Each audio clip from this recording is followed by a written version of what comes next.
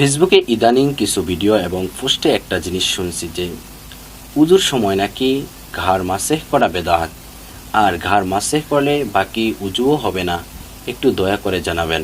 ওজুর সময় ঘাড় মাসেহ করাটা বিশুদ্ধ কোনো হাদিস দ্বারা প্রমাণিত নয়। এক্ষেত্রে অনেকগুলো বর্ণনা আছে, এই বর্ণনাগুলোর বেশিরভাগই আপনার অগ্রহণযোগ্য, অনেকগুলো জাল, অনেকগুলো দাইফ। এক্ষেত্রে অনেক উলামায়ে কেরাম এটাকে মুস্তাহাব বলে থাকেন, কিন্তু মুস্তাহাব বা সুন্নাহ, বিশেষ করে সুন্নাহ সাব্যস্ত হওয়ার মতো দলিল নেই। ঘাড় মাসেহ করা কোনো কোনো আলেম মন্তব্য দিয়েছে এটা বেদাত হয়ে যাবে। অজুর ভেতরে যেহেতু অতিরিক্ত কিছু করা। ঘাড় বসে করার হাদিস আছে কি? ঘাড় বসে করার হাদিসটা খুবই খুবই দুর্বল। কেউ কেউ মুস্তাহাব বলেছেন, কেউ বেদাতও বলেছেন। অজুতে ঘাড় মাসে করতে হবে না, অজুতে ঘাড় মাসে করা সুন্নাহ নয়, বরং এটা দরকার নেই। তবে এই মাসাটা শুধু লাগবে না,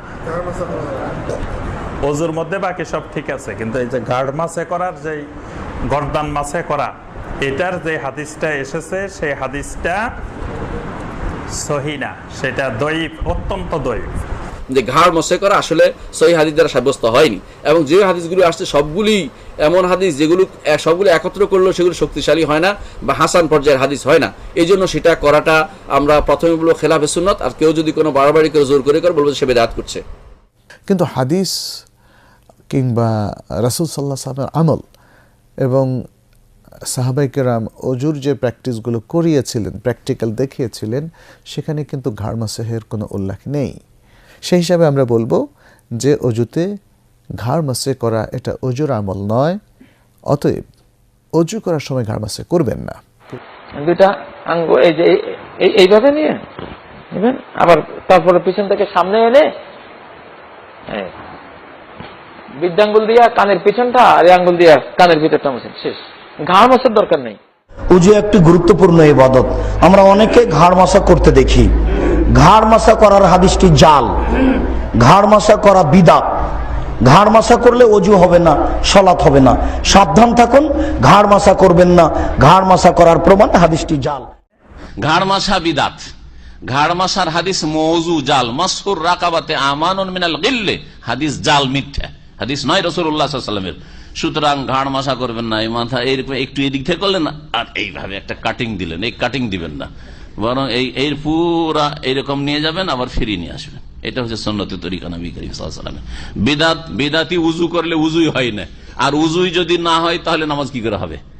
সুতরাং এটি চারটে কথা নাই যে করলাম তো কি হইলো, এমন কি বা দোষ করলাম, এগুলি ভুল কথা। কারণ আপনার উজুটা ইবাদত, আর এই ইবাদতে যদি একটা বেদাত ঢুকে তাহলে সেই ইবাদতটা কি হয়ে যায়?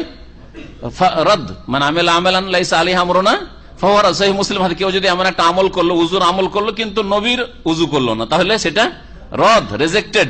রেজেক্টেড উজু যখন রেজেক্টেড, তাহলে আপনি বিনা উজুতে আছেন, বিনা উজুতে যখন আছেন নামাজ পড়ছেন, নামাজ হবে? তাহলে এটা যেমন তেমন বিষয় হলো, ঘাড় মাসার বিষয়টা যেমন তেমন বিষয় নয়। ইমাম নববী রাহিমাহুল্লাহ তিনি বলছেন ওযুতে ঘাড় মাসা করা বেদাত। এর মর্মে কিছু জাল এবং যঈফ হাদিস আছে। যেহেতু বেদাত, যদি সুন্নাতের মধ্যে বেদাত মিশ্রিত হয় তাহলে সেইটা আর কবুল যোগ্য থাকে না।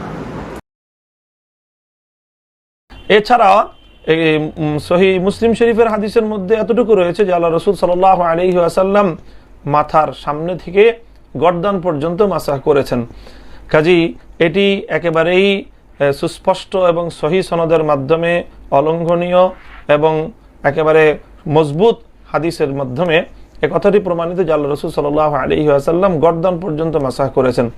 এখন গর্দান পর্যন্তের কেউ ব্যাখ্যা করেছেন যে গর্দানের আগ পর্যন্ত, আবার এটিতে এই অবকাশও রয়েছে যে গর্দান সহ মাসাহ করেছেন। কাজে সেই হিসাবে যদি গর্দান সহ আল্লাহ রাসূল সাল্লাল্লাহু আলাইহি ওয়াসাল্লাম মাসাহ করে থাকেন, যেটি সহিহ মুসলিম শরীফের হাদিসের মাধ্যমে বর্ণিত, তাহলে গর্দান মাসাহ করার বিষয়টিকে অস্বীকার করার কোনো উপায়, সুযোগ নেই। কিন্তু হানাফি মাযহাবে তাদের কাছে যথেষ্ট গ্রহণযোগ্য দলিল এবং প্রমাণের ভিত্তিতে তারা গর্দান মাসাহ করাকে উত্তম বলেছেন। কাজেই গর্দান মাসাহ যদি কারো করতে মনে না চায়, এটাকে বাধ্যতামূলক করা হয়নি, সে করবে না। কিন্তু গর্দান মাসাহ সম্পর্কে বিভ্রান্তি ছড়ানো অথবা আপত্তিকর মন্তব্য করা, এটি ইসলামী ফিকাহকে এবং ফিকহের ইমামদের সঙ্গে তাচ্ছিল্য এবং অবমাননার শিকার হবে। অবমাননার এটি একটি কারণ হবে, কার্যকারণ ঘটাবে। এই ধরনের কার্যক্রম পরিচালনা করা, ফিকহের প্রতি, ফিকহের ইমামদের প্রতি সম্মান রক্ষা করা, এটি সকলের দায়িত্ব এবং কর্তব্য। কাজে এই ধরনের যারা তাচ্ছিল্যপূর্ণ আচরণ করে থাকেন তারা ইলমের সঙ্গেই তাচ্ছিল্য করে থাকেন। আমরা এই ধরনের বিপজ্জনক প্রবণতা থেকে সকলকেই বিরত থাকবার জন্য আহ্বান জানাই। ঘাড় মাসেহ করা মুস্তাহাব। যারা বেদাত বলেন তাদের কথা সঠিক নয়, না জানার কারণে তারা এমনটি বলে থাকেন, অথচ হাদিসে এই সংক্রান্ত বিধান এসেছে। হাদিসটি হল হযরত উমর রাদিয়াল্লাহু তাআলা আনহু থেকে বর্ণিত। রাসূলুল্লাহ সাল্লাল্লাহু আলাইহি ওয়াসাল্লাম বলেছেন, মান তাওয়া ও মাসাহা বিয়াদাইহি আলা উনুকিহি ওয়াকিয়াল গুল্লা ইয়াউমাল কিয়ামা। যে ব্যক্তি উজু করে এবং উভয় হাত দিয়ে ঘাড় মাসেহ করে তাহলে তাকে কিয়ামতের দিন আযাবের বেড়ি থেকে বাঁচানো হয়। এ হাদিস সম্পর্কে ইমাম আবুল হাসান ফারিস রাহমাতুল্লাহ আলাইহি বলেন যে, ওয়াকাল হাদা ইনশাআল্লাহু হাদিসুন সহিহুন, ইনশাআল্লাহ হাদিসটি সহিহ। এরপরে স্বয়ং ওমর রাদিয়াল্লাহু তাআলা আনহু এই আমল করেছেন। আন ইবনে ওমর আন্নাহু কানা ইদা মাসাহা রাসাহু মাসাহা কফাহু মা রাসিহি। ইবনে ওমর রাদিয়াল্লাহু তাআলা আনহু থেকে বর্ণিত, তিনি যখনই মাথা মাসেহ করতেন তখন মাথার সাথে ঘাড়ও মাসেহ করতেন। এর রেফারেন্স হলো সুনানুল কুবরা লিল বাইহাকি 279 নম্বর পৃষ্ঠা। অনুভাবে অপর এক বর্ণায় তালহা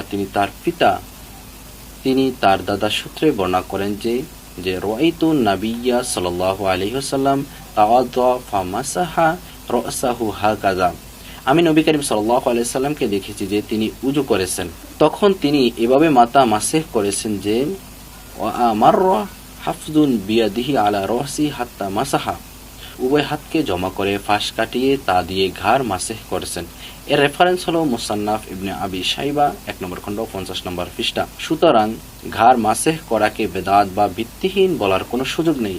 তবে যেহেতু এটি একটি মুস্তাহাব আমল, তাই এ নিয়ে বাড়াবাড়ি না করাটাই কাম্য।